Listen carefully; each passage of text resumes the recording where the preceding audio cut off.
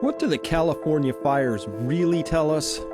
They tell us that we're facing deadly incompetence.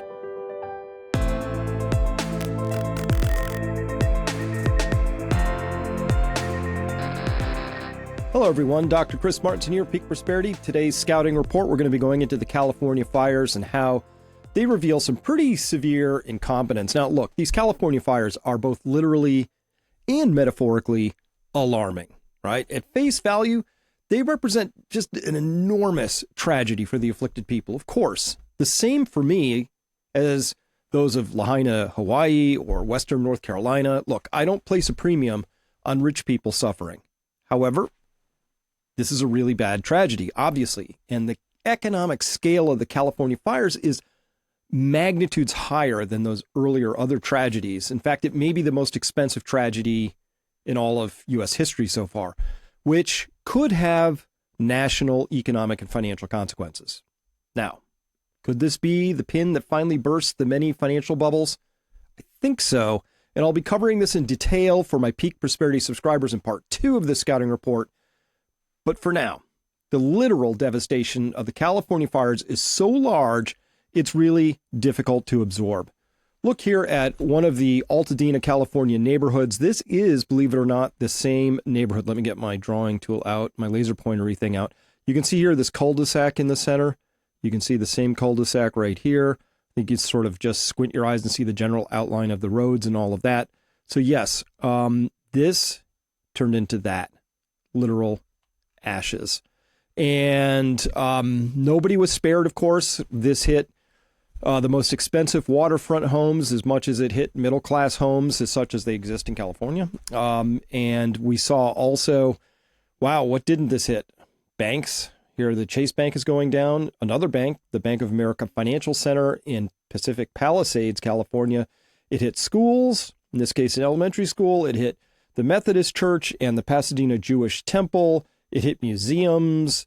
It hit businesses, large and small. So really nobody was spared. Everything was burned to the ground. Now look, rebuilding is going to take years. And many aren't going to be able to rebuild at all because their insurance will have been terminated right before the fires and they can't afford to rebuild.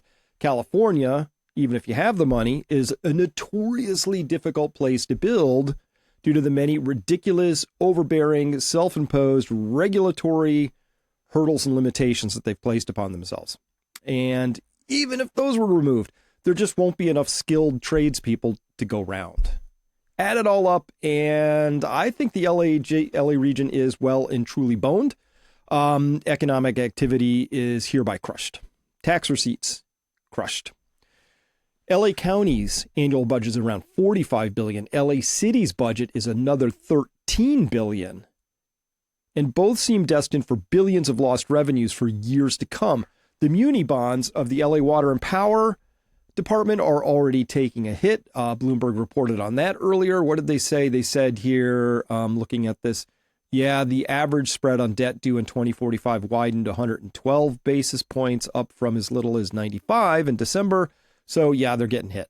If you don't know what that means, come on by Peak Prosperity. We talk about all things financial. In fact, I think there's going to be such profound financial impacts from this. As a reminder, Peak Prosperity, what do we stand for? What do I stand for? We want informed, educated actions. I'd like for everybody to become more resilient. Why? Because I think there's some hard times coming, many of them self-imposed as installing the wrong people in critical positions in California have led to hardships there. We're going to pay a similar financial price. This time the wildfire is going to be in our monetary system, in our fiscal system.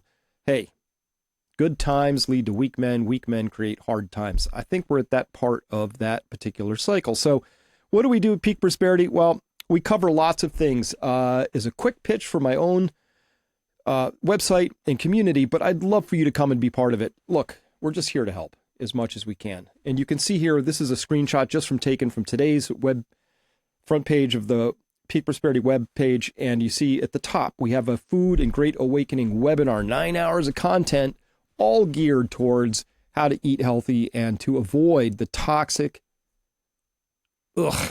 processed stuff that they've been shoving down our throats all these years. So once you've woken up to how bad your food is, you're going to need some guidance, some help. So we've put together a webinar around that.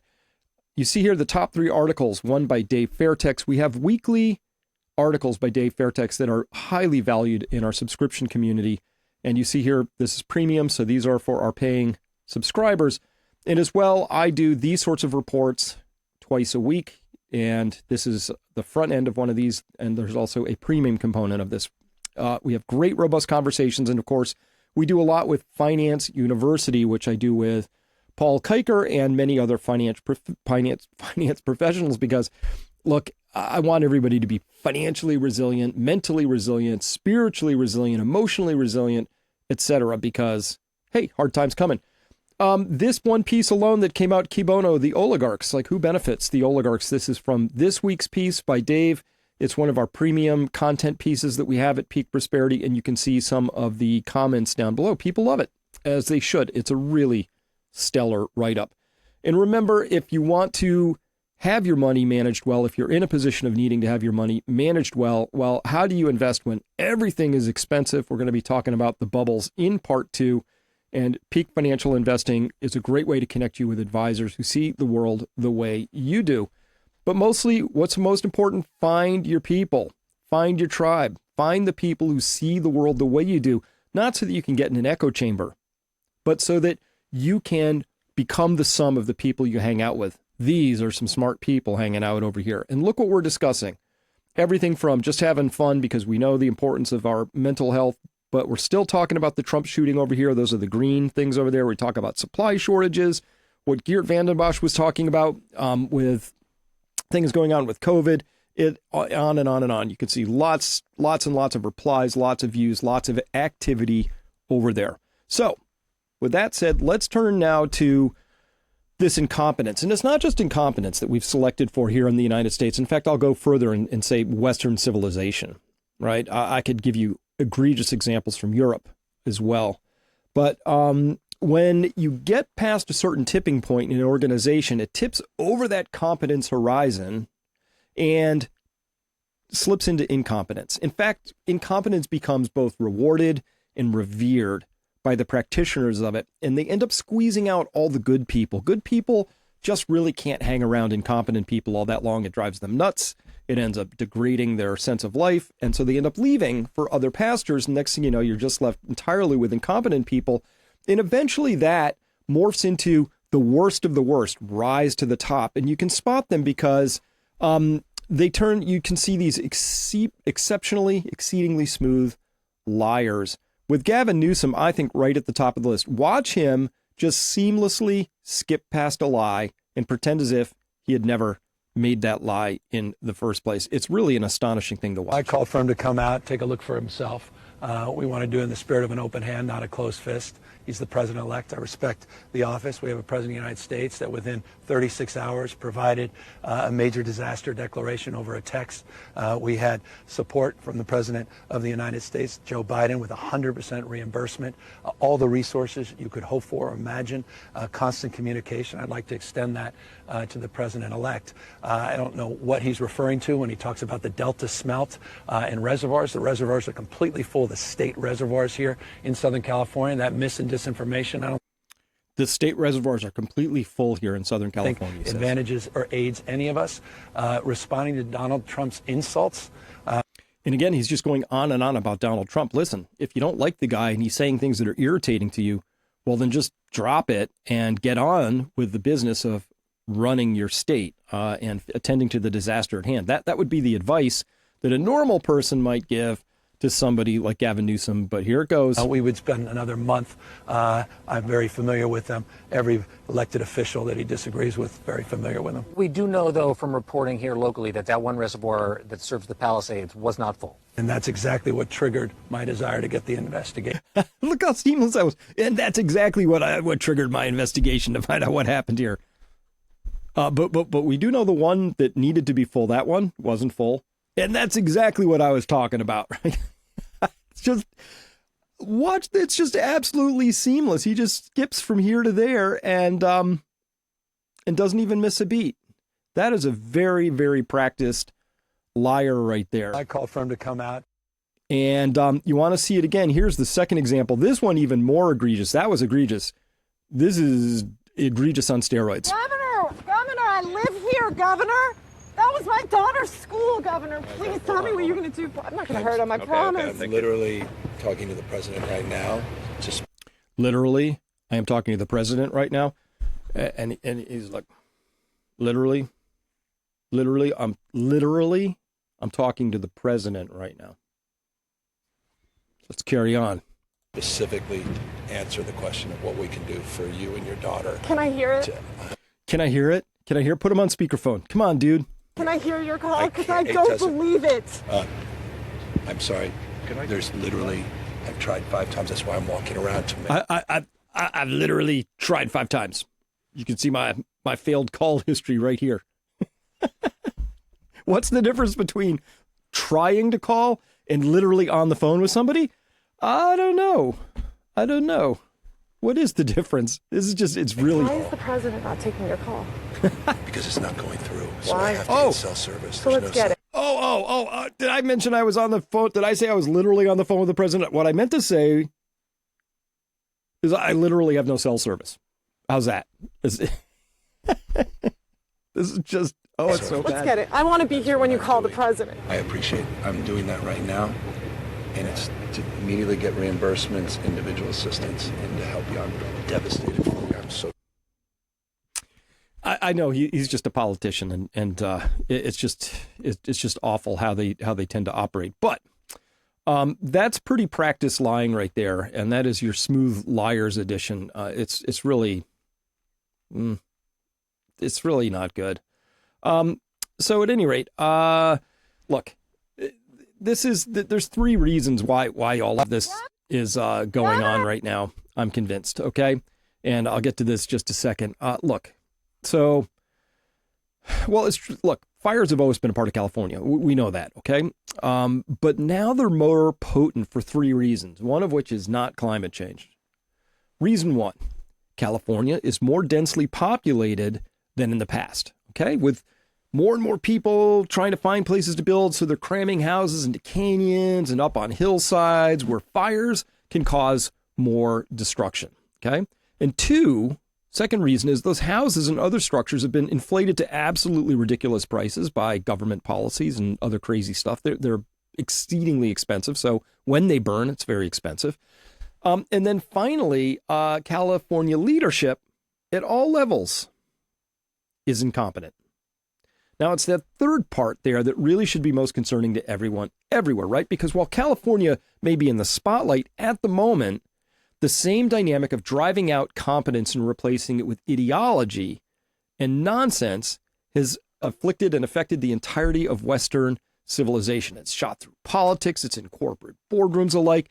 The mentality of the incompetent people, it's exceedingly difficult for regular people to stomach. So let's listen in to one of these hard to stomach things, because these are literal words, and I'm using the word literal in the correct sense here. The literal words that come out of Gavin's mouth, they're words, but when you string them together in the order he has, it makes your head hurt, okay? I want to know the answers. So I'm the governor of California. I want to know the answer. I've got that question. I can't tell you about how many people, what happened. My own team saying what happened. And I want to get the answers. And I'll be candid with you, I wasn't getting straight answers. Yeah. I watched the press conference. I met with some of those leaders. We had my team start talking to local leaders, saying what's going on. Our state. And you weren't getting straight answers from I was getting different answers. I don't know. I don't know what's going on. Like, that's your whole job. And he just comes on and says, we just didn't know. We just had no idea what was going on. So Tesla owners of Silicon Valley said the moment Newsom's role as governor of California ended, no accountability or transparency. What does he mean? He's wondering what happened. This is your job. So, look, we've just seen Gavin Newsom just skip past lies. He doesn't blush. He has no compunction about it. It doesn't bother him in the slightest. And it's perfectly shameless, told totally glibly, without any hesitation, right? No apparent shame. Look, politicians lie, yes, okay? But when that is your go-to automatic reflex, when telling the truth would be neutral or no different from lying, but your first instinct is to reflexively lie anyway, well, now that's the hallmark of a pathologically toxic personality. And the issue is that such people like this, right? They are almost universally functionally incompetent at their jobs, not because they couldn't do them right, but because their priorities are shuffled in such a way that doing the right thing, yeah, like finding out what's going on, doing the right thing, doing what's best for other people, those are never anywhere near the top of their priority list. Instead, it's things like advancing their own interests, appearing in a good light, saying things that my fellow incompetent bureaucrats won't dislike. Those are in the top 3 positions, right? Which is why I think we can begin to understand Gavin's statements in this interview. He meant them. He's like, I have no idea what's going on, because that wasn't his priority, obviously. If, he had other priorities, like, how do I make this seem like I'm doing a good thing? I know I'll beat up on Trump. I'll say Trump is the problem here. It must be Trump. It's all Trump, Trump, Trump. Half of what he's been up to has just been about blaming Trump. Okay. In fact, Gavin Newsom in California, Democrats, they put together a $50 million package to help Trump-proof the state. They don't even know what Trump's going to come up with, but they're already going to spend money fighting it and now that they have the money to fight it, I guess they're going to fight it. So they've already set themselves up to lose, because as soon as you know that you're going to spend money to fight, right, it's going to fund litigation and all kinds of stuff. And to protect against a potential mass deportation of, they say immigrants here, but it's not immigrants. We've covered this extensively at Peak Prosperity. They are migrants, okay? Illegal migrants. Immigration is a 50-box, multi-year, very exhaustive process, no different than if you wanted to be a landlord, you would run credit checks, criminal checks, background checks, reference checks, and you still get a deposit, all to assure that when you allow somebody into your house, that's going to go as well as it possibly can for you, because their interest as renters is different from your interest as an owner. I get that. We're the owners of the country, and we have people who've come in without any vetting process. That's illegal migration. It is not immigration. Totally different concepts. At any rate, they want to protect against a potential mass deportation of illegal migrants, not immigrants. Immigrants are here legally. You can't deport them. They're here. There would be a whole legal process to try and get rid of them.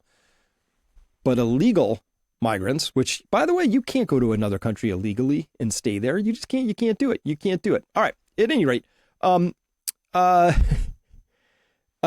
so, yeah, Newsom does spend, I think, about as much time blaming Trump as anything else. Here he is. I guess who is that? Anderson Cooper? I don't know. California Governor Gavin Newsom says he is so furious at Trump for blaming him for the California fires, he won't even respond. Newsom, who has directed billions of gallons of water into the Pacific Ocean instead of where maybe it could have been used to put out fires, fumed that Trump would blame him. Of course, pathologic narcissists, they really don't like being caught and blamed for anything. Of course, one can't even respond to it. He says, this guy wanted to politicize it. I have a lot of thoughts, and I know what they want to say. I won't. Total clown. California's in flames. Largely thanks to him, he's crying that somebody criticized him. Zero shame or accountability, says Colin Rugg. Absolutely. That's what it is. It's zero shame or accountability. That's how you know these people. That's how you know them. Okay. And not for nothing, but maybe you noticed as well, I didn't have put the picture up here, but it turned out Elizabeth Warren, who, let me see if I put this down in here. I may have, did I? Yeah. Oh, I got it. Here it is. How about this? Does everything with these people have to be a scam? So Elizabeth Warren decided the California tragedy, this is an irresistible moment to lie to everyone by claiming that 100% of your donations will go directly to these organizations, the LA Fire Department Foundation and the United Way of Greater Los Angeles, 100%. But readers added context and said, actually, this isn't a link to a charity. It's a link to a Democrat fundraising platform, Act Blue. They're going to take 3.95, let's round up, call that 4% of all transactions. And you could, of course, if you wanted to, donate directly to these charities, if you wanted to. I'm not even sure these would be the best charities. There are good ones out there that spend a lot less on overhead and administrative costs than United Way, but up to you.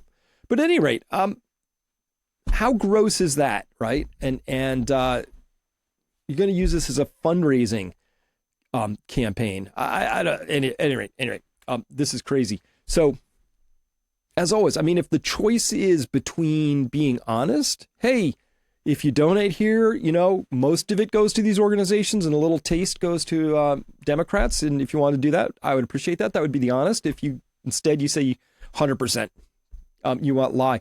They always choose lying, right? And maybe editorially that explains why during COVID, one of the more consistent charges leveled against the dissident doctors out there, myself included, right, was that of being a grifter. Oh, you're a grifter. You're just in this for the money, they would say. Now, if there's one thing these pathological sorts are completely consistent about, it's accusing their opposition of their own worst traits, also known as projection, psychological projection. You accuse the other of that thing you have yourself, right? Somehow they think that protects them. Now, look, during the fat times, we can almost completely ignore this level of tomfoolery, right? We can almost completely ignore political incompetence, right? Let these people do what they're going to do. There's plenty of abundance to go around. But when you're coming into a lean period, these sorts are stone cold prosperity killers, right? Like, you know, when both engines of your plane suck in an entire flock of geese each and they flame out, you really want Captain Sully in the captain seat in that moment, right? You want someone of the highest possible competence when your life is on the line, when the predicament is serious enough that you have to manage the outcome as best you can. All right. So, but what about not, you wouldn't want this lady. I probably just misgendered somebody. I don't know. I can't keep up. But anyway, you probably don't want this person here who said that if you're someone, let's listen in. This one's really, this is an actual video produced by the LA Fire Department and put out, and somebody or a whole lot of somebody's thought this was a good idea to both produce and release. Let's listen in. You want to see somebody that responds to your house, your emergency, whether it's a medical call or a fire call, that looks like you. No, I don't want somebody that looks like me. Let me be totally clear about that. I want the most competent possible person who can possibly show up during an emergency. Whether I'm having a heart attack, my house is burning down, I'm bleeding out in a car wreck. You want the highest possible competence. I literally don't care at all if they look like me. At all. How do you get to this level of delusion? How do you get that bizarrely, ridiculously over the tips of your skis? Well, at any rate, this is the same LA Fire Department that couldn't figure out that maybe they should have water in a nearby reservoir or working fire hydrants. I think we're getting a flavor of how that came to be. Let's finish this up because this is a beaut. It gives that person a little bit more ease, knowing that somebody might understand their situation better. No, I don't want ease. I want my bleeding femoral artery to be tourniqueted off. Exactly right. I want to be carted out of that second floor flaming building that I've just passed out due to smoke inhalation, and I want to be carried out pronto. That's what I want. Is she strong enough to do this? Or you couldn't carry my husband out of a fire, which my response is, he got himself in the wrong place if I have to carry him out of a fire. What? If I have to carry your husband out of a fire, he got himself in the wrong place. Hey, we specialize in victim blaming and elevating totally irrelevant characteristics to the forefront of our little set of priorities. This is insane, absolutely insane. But this is the sort of insanity that is actually going to sink the country, okay? And it is sinking the country. Now, this is what happens. This is what happens when you let things go too far, which I guess we're all responsible for, right? We have too many incompetent people in positions of actual power where they can cause real harm. Western civilization is on the ropes here. It's facing severe predicaments that will require real adults to make highly competent and probably painful decisions, right? That's what business is in life, is trade-offs. Well, this is true in the areas of fiscal policy, energy policy, illegal migration, housing and education, just naming a few, right? I got a lot of them. Okay. I've lost hope that these incompetent people are going to somehow realize they're in over their heads, and just do the right thing. Resign, clear the way for better people to take over the reins at this critical time. They're going to grasp the wheels of power even more tightly as they steer us straight into poverty and squalor. So, that's what I wanted to talk about there. And it's going to take, can we be clear about this, years to come back from this. Years, if ever. Now, incompetence is one thing, but deadly incompetence is another. I think that we're facing a spate of deadly incompetence, and I think that this could be the pin that pricks the financial bubbles, and here's why. First up, oh, that's a shame. Would you look at that? Moderna stock is down 93% from its 2021 peak and down 20% just today alone. Couldn't happen to more deserving company. This one gives me a lot of schadenfreude and just some outright glee. I hate this company. I hate Stefan Bassel. I hate everything they stand for.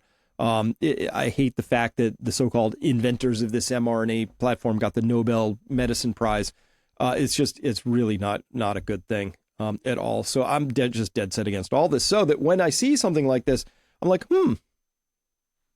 their plans might be unraveling. Sure looks that way, but it's a pretty broad-based bloom coming off the biotech rose. Biomedical issues were down a lot. This is just from today. You got Moderna there at minus 20%, but you see it strung out there. These are all sorts of medical and therapeutics and Beam Therapeutics down there, all these biomed companies. So this has been one of the big darlings up to this point, has been the biomed space. So when I'm looking for indications that the bubbles are maybe running into trouble, biotech is one of the areas I look. And so this is what I'm seeing. There's a pretty strong, this isn't sneaking out the back door. This is a little bit of a crush to get out the back door for the biomed share. So this is a sign, it's an indication. So is this the fact that Abercrombie and Fitch, which is up 658% over the past 5 years, this is a boring clothing maker. Nobody can explain, much like the stock price of Chipotle, et cetera. There's really not a good explanation for me on any fundamental basis, but all of a sudden, on a fundamental basis for this price rise. But you can see it's been chopping along there. Let me grab my lasery pointer. It's been chopping along here for a while, and now this is an important level right about here. This is where we had this big sustained exponential blow off. This should have been the end of it right here in early 2024. Of course, there was a lot of rescuing going on in the markets by the Fed, the PPT, whatever you want to call it. They've just been dumping liquidity in and just doing everything they can to keep dumb things like Abercrombie and Fitch trading at ridiculous levels like this. At any rate, down 18.6% at the time I took the snapshot earlier today. And a lot of this is happening because, U.S. 10-year here poking its head at the 4.8 level. Soon it'll be 4.9. Do I hear 5? Do I hear 5.1? Do I hear 5.1, 5.1, 5.2, going once, going twice, 5.3? It'll be going off. And next thing you know, it'll be 5%, 6%, and who knows where we go from there. But it's cleared for takeoff because, as you can see here, it has cleared that low, that other recent low in bond price, but that other recent high in yields that was back here in April of 2024. So cleared for takeoff. We have to run up to 5, and then it'll be past that, and we'll see where it goes. Now, I think this is pretty serious because interest rate, look at this, this is only a 0.41%, 2 ticks, went from 4.77 to 4.79. That's 2 basis points. Not terribly exciting. But I think it is because when we go to interest rate stocks like Edison International, which is a utility, utilities are highly interest rate sensitive. These are basically your inverse interest rate things. When interest rates go down, these companies do well. Why? Because they have a regulated yield. These are yield stocks. So when these stocks see interest rates rising, they tend to do poorly. This is a massive smoker that happened right here, down almost 14% at the time I took this snapshot. A lot of utilities getting pole smoked here during this particular run, which tells me that in the big money terms, those who are watching these things are saying, yeah, this is just the beginning of this. Interest rates are going a lot higher. Now that's a double plus on good thing. Interest rates in a highly leveraged society are a bad thing. There are companies that are leveraged. We have households that are leveraged. There's well over $100 trillion of total debt in the system right now. Okay. And that's a lot. And because of that huge amount of debt, every time interest rates go up, it just gets more and more expensive, and sooner or later it creates its own problems and it breaks. So interest rates going up, I think, is off the reservation, off the script. It's not something that was meant to happen, but it is happening. So we're going to have to deal with that. By the way, this severely hamstrings what the Fed can and can't do. I know they're going to want to have to print a lot soon. But I don't know if they can, because the more they print, the worse this problem is likely to get. Okay, so this is where I think Jim Bianco did, and I've had him on the program before. I should have him back to talk about this because he did a great job articulating what was rumbling around in my brain for the past couple of days. So he said, quote, keep this in the back of your mind when watching markets in the coming days. In terms of money, the 2018 Campfire wildfire in California cost about $12.5 billion. That was the old wildfire record. The current wildfires, most often referred to as Palisades fires, even though there's technically 5 of them and Palisades is just one, are now estimated, and read, these are just educated guesses right now, to cost 150, 200 billion, who knows? And the fires are still ongoing. The next couple of days are supposed to be just as bad in terms of conditions. Maybe they've got a handle on them now, but the conditions are bad. This wildfire is now in running for the most expensive natural disaster in American history. Fire, hurricane, earthquake, you name it, most expensive. He says, so the financial markets are discussing a potential contagion in the property casualty insurance sector and a potential extinction level event for some property and casualty companies. The state of California and the city of Los Angeles could face massive cleanup costs, which they will, huge subsidies to the affected, which they will, and a significant loss of tax revenues in 2025 and beyond. And this could lead to significant downgrades of their municipal bonds, potentially triggering contagion in the larger muni markets. Okay? Potential means this is all fluid, and these statements make many assumptions. Of course, none of this may come true. Nevertheless, this is the discussion all weekend. He says, I think we need to define financial contagion. This is what I really, really appreciate, is carrying it on to this level. Thank you, Jim.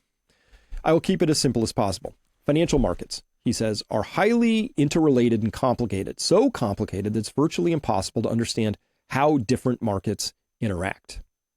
In normal times, markets make predictable and expected moves based on anticipated events like an economic release or an earnings report, even though the market may have large moves off of these events, like bond selling off Friday on a strong payroll report. It's a one-off. They're anticipated and understood. Such moves can happen at the time.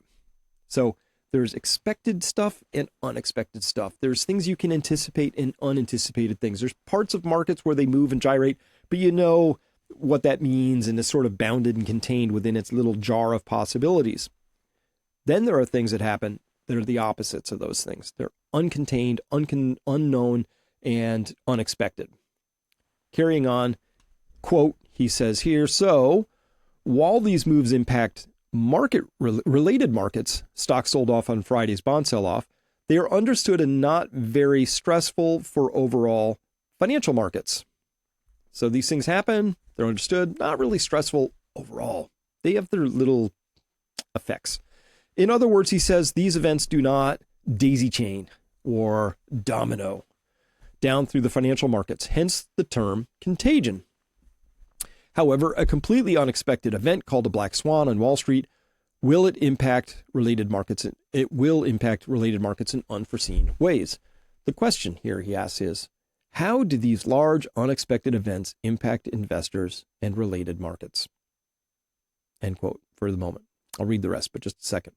So I've been talking about this for a while, that there seems to be no difference between equity markets in the US, Japan, Europe.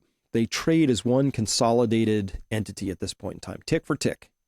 They all go up, they all go down at the same moments, which means that these are now highly, highly linked, highly interrelated markets, to the point that a meaningless news release to Germany happens in the United States and it moves its market, Japan's market, all of that, right? Jobs reports suddenly, inflation reports suddenly are moving markets where those are meaningless numbers for those particular markets, except, well, they aren't. They're obviously very meaningful numbers because they move those markets.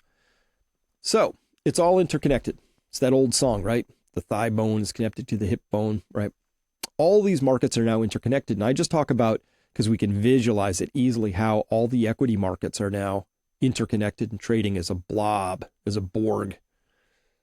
But that's equally true that you see all those financial interconnections between the bond markets and all its fun flavors, the derivatives markets, and all of its beautiful glory, the equities markets, et cetera, et cetera. Everything's sort of connected.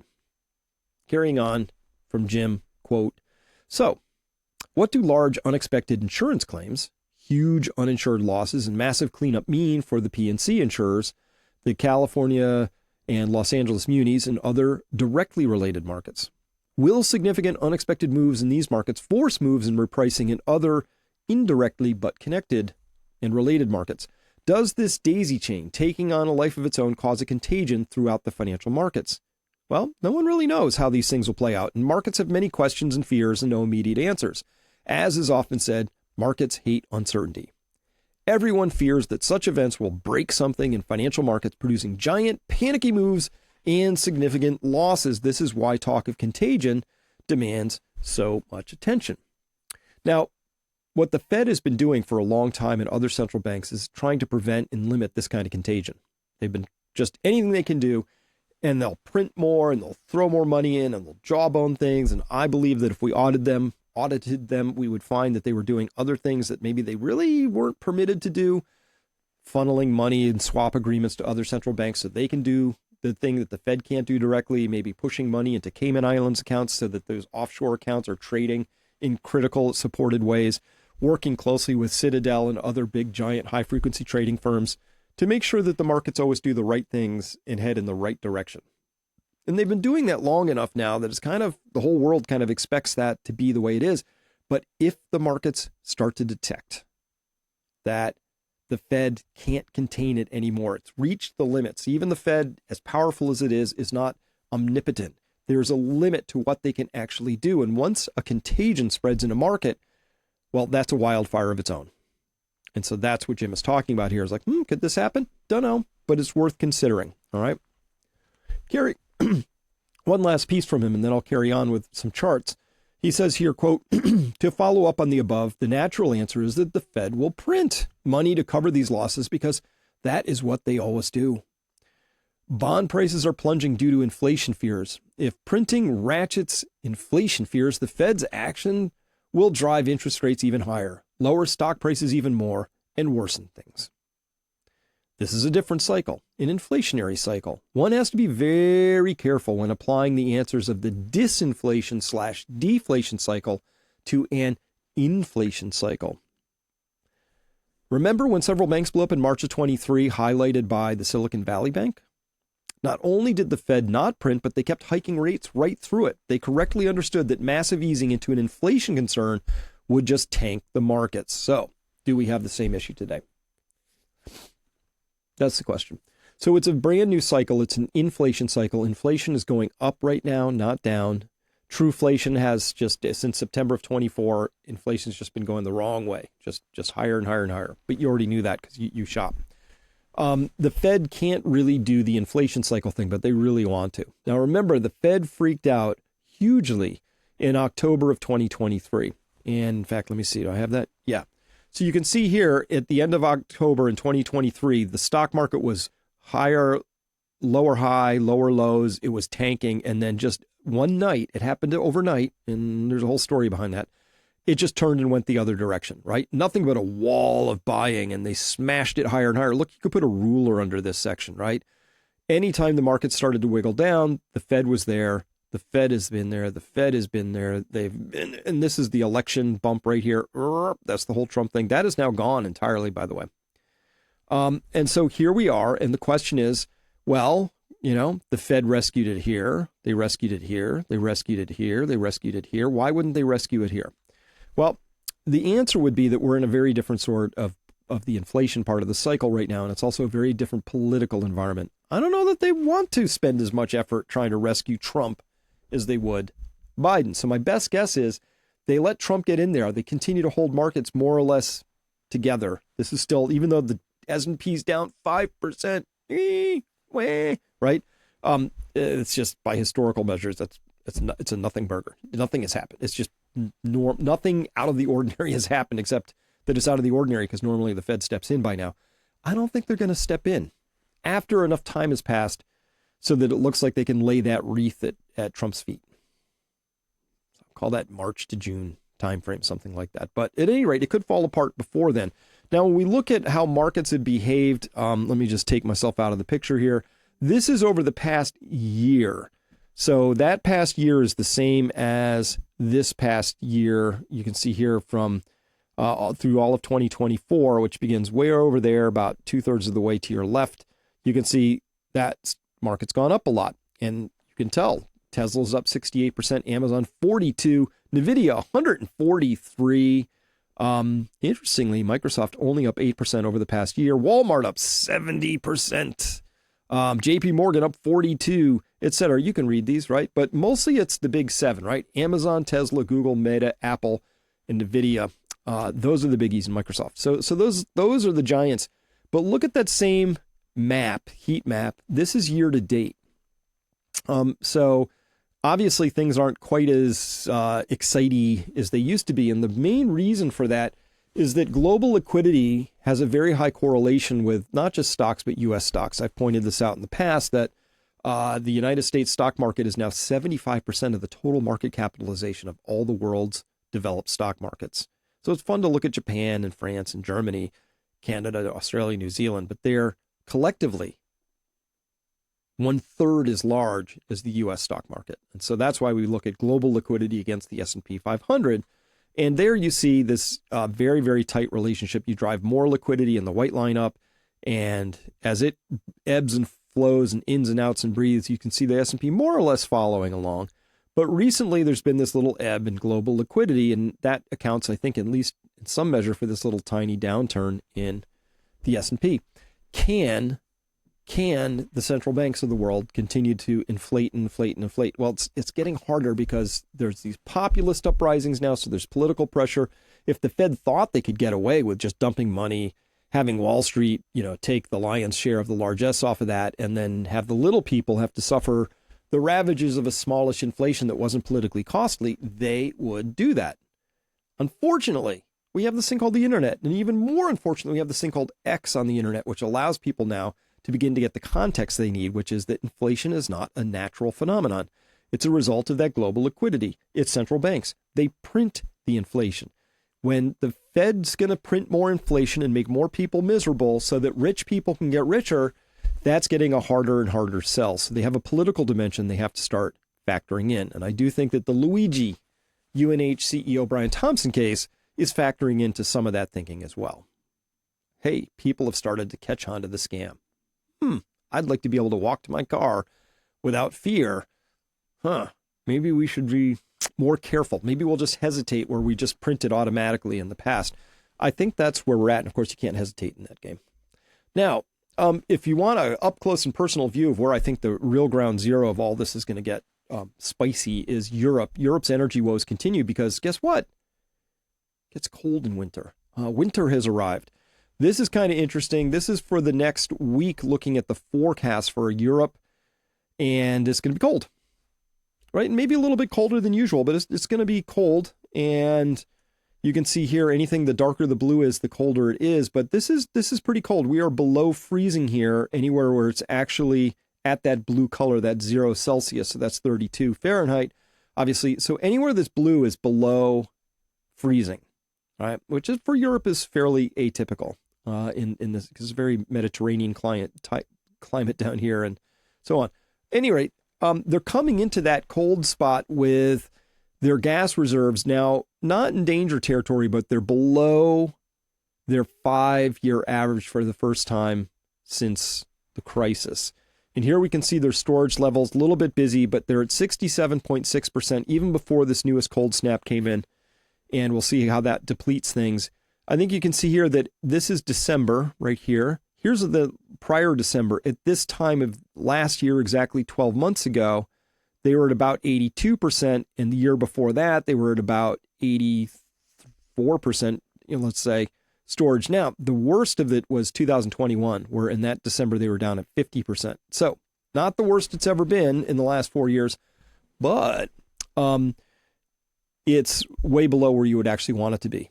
And so 2021 was the year that did so much damage to German manufacturing, to people's sense of order and that they lived in a civilized society and that they were technologically gifted and superior people, all of that. Europe had a real wake-up call around those energy prices in 2021. It certainly caused a lot of trouble economically, but also financially for a lot of households. So they're heading into trouble here. And of course, part of this trouble is that as of December 31st, the Gazprom pipeline that was delivering gas from Russia through a pipeline across the Ukrainian transit is now shut off. So they're going to have to just import more LNG in order to make up the difference, which is a lot more expensive. Okay. Now, Britain, for its part, is not part of these European storage numbers because they're not part of the EU figures and all of that. They have their own Brexity kind of thing going on. Britain's gas storage levels are, of course, concerningly low. And why do I say, of course? Because anytime the UK aristocracy, as it were, its companies, its politicians have a chance, they end up doing things that are not favorable for the people of that country. Go figure. Don't know why that is. It's almost like there's a crew of people who are very interested in wrecking the UK society, the entire island area. I don't know why, but somebody's made a program of it, and I think they're doing a darn good job. This is soul destroying, but also economically ruinous. And maybe getting rid of gas storage facilities wasn't the best thing to do. And they've brought the Rough facility back on, I think, but they shut it down for a while. And anyway, it's just hard. It's hard.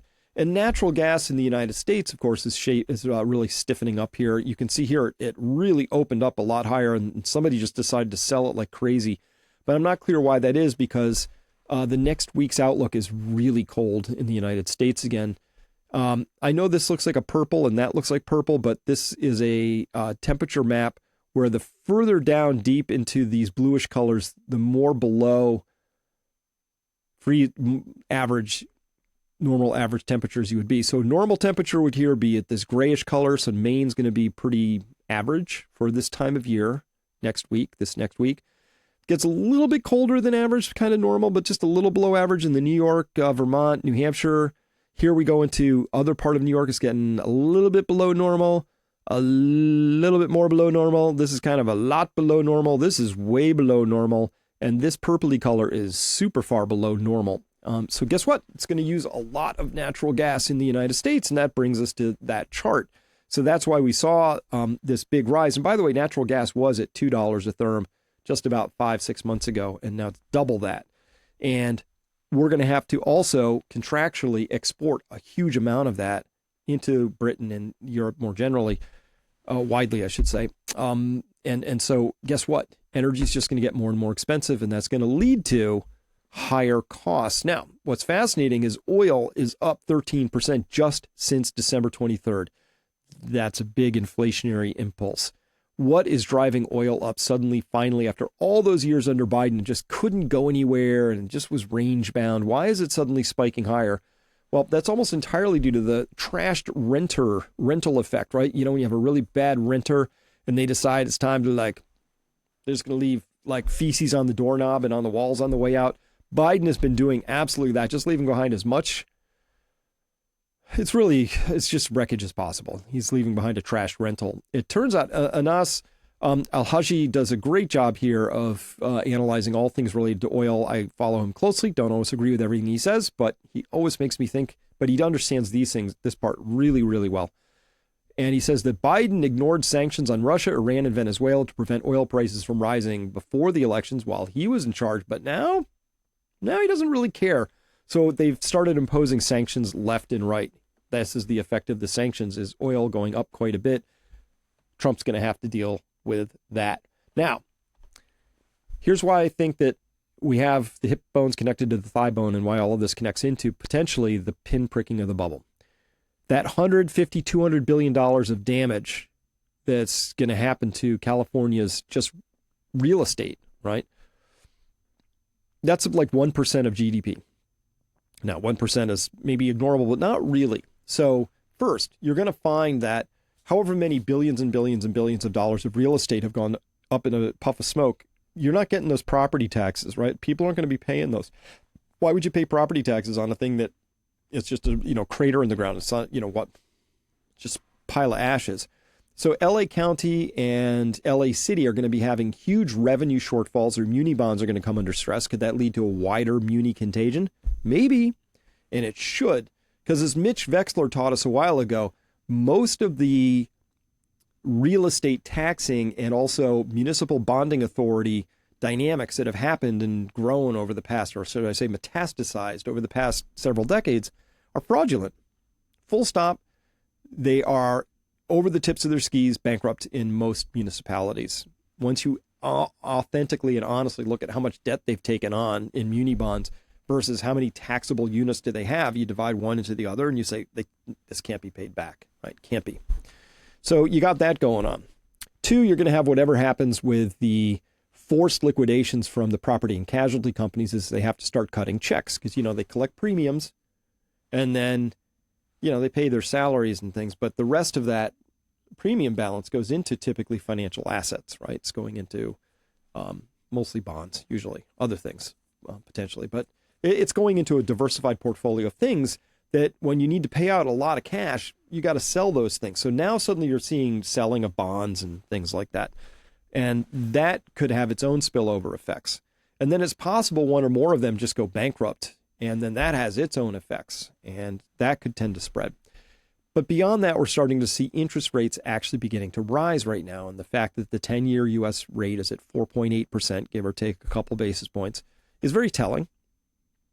And higher interest rates are exactly not what the doctor ordered at this moment in time for an already kind of a fragile U.S. economy.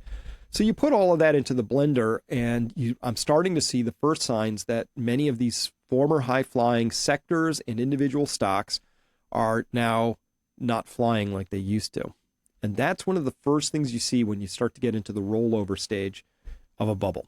Bubbles are great as long as they keep expanding. And as soon as they stop expanding, you better know that the music has stopped and you're going to have to go and grab a chair as fast as possible. All right.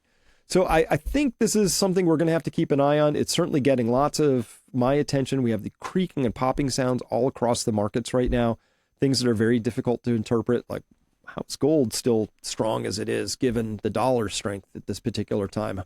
What's going on with the German market sort of hanging on over there above, its 20,000 level, and why does it keep going up? And what's the European Central Bank going to do? And what is going on in the UK? On and on and on. There's all sorts of questions all over the world about these things. So with that, keep an eye on this stuff and make sure that your money is safe as possible, because I do believe that we are, no guarantees, but I think we're closer to the top than most people recognize. And of course, we're all been waiting, like, when is this thing going to finally burst? It's been a while. But I think the California fires could do that on a technical level of creating disruption within the markets, as Jim Bianco put out, and also the reputational component of that and sort of the zeitgeist, the vibe, which says, wow, if California is that badly managed, who's in charge of the markets, right? Are they that badly managed? So it creates uncertainty. Markets hate uncertainty. All right. That's what I got for you today. Thanks for listening, and let's have a conversation as always. Bye for now.